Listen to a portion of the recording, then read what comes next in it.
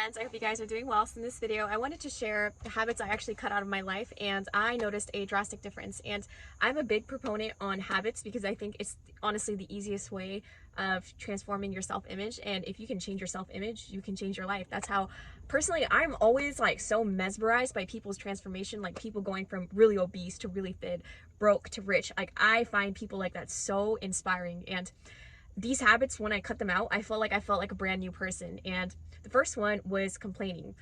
I don't like complaining because it makes me feel like a victim. It makes me feel like I'm a victim to my circumstances, and I like feeling empowered. I like feeling inspired. I like feeling positive.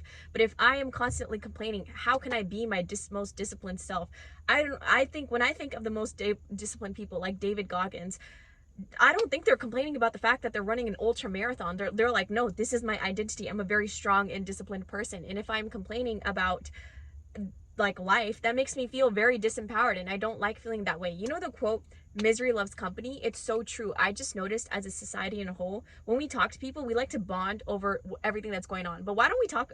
I think it should become a normal thing. Like, let's just talk on a, like when I talk to my friends now, and I find myself hearing them complain, I'm like, let's talk about things that we're grateful for. I'll just literally say it. And I'm like, they like feeling it too. You know, before I would be afraid to kind of shift the conversation, because when I would find people complaining, I would feel like, oh, maybe I should just kind of like chime in with them to make them feel comfortable. But now I just straight up am very upfront, because I don't want to decrease my vibration in order to make them feel comfortable. And honestly, they would feel better too if they were thinking about things they were grateful for. So it's a win-win. The second thing, it kind of ties into the first thing point, is people pleasing. I think the most disempowering thing you can do for yourself is be a people pleaser. And I was the definition of a people pleaser. And listen, you can be the nicest, the kindest person on the planet.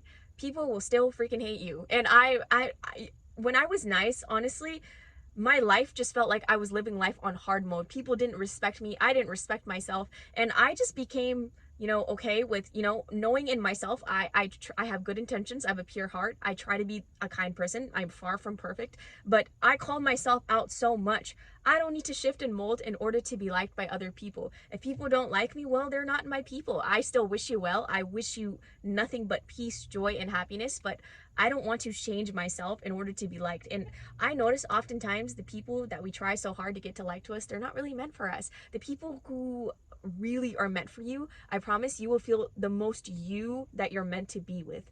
The third habit I had to completely cut out of my life was trying to force things to happen a certain way. God's plan is so much better than your plan. I've seen this in my own life. I've seen this in so many people's life. My mom is a very intelligent, powerful, strong woman, and I think I got this habit from her as well, but she was telling me basically, when she was in India, she kept trying to be a professor, and she had her master's at like 21. Like, my mom is a very impressive, ambitious woman, and she was trying so hard, and it's like for 2 years she would not stop. But she didn't know she was supposed to get married to my dad and come to America and basically have a whole other career, a whole other much more successful life. And she kept trying to force and control and get angry with God about why he wasn't giving her this dream job when she was meant to do something so much bigger. And I have learned that, when life doesn't make sense, when it feels like nothing is going your way, just trust, the quote, trust the process, trust God, trust life. God is much smarter than you. Stop trying to control things, stop trying to force things. Just live in the present moment and understand that your happiness does not lie in some X moment. It's not going to be, oh, I'll finally be happy when I graduate. I'll finally be happy when I'm in a relationship. No, happiness is right now.